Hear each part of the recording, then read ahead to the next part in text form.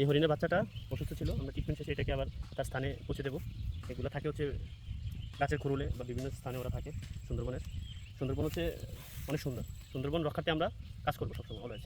সুন্দরবন ঘুরতে আসবো, সুন্দরবনের প্রাণী যেগুলো আছে, পাখি, সাপ, বিচ্ছু, বাঘ, তারপরে হরিণ, শূকর, আরও অনেক মেচু বাঘ, অনেক কিছু আছে সুন্দরবনে। এগুলো আমরা রক্ষা করবো, ওগুলোকে আঘাত করতে যাবো না।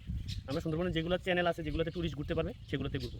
অভয়ারণ্যতে আমরা যাবো না, পশু পাখি ডিস্টার্ব করবো না। কারণ সুন্দরবনটা হচ্ছে আমাদের বাংলাদেশের একটা বিশাল বড় সম্পদ। বাংলাদেশ রক্ষার্থে এই সুন্দরবনটা অনেক, যে ঘূর্ণিঝড়, আইলা, সিডর, এগুলাতে সুন্দরবন সবসময় মাথা পেতে দেয়।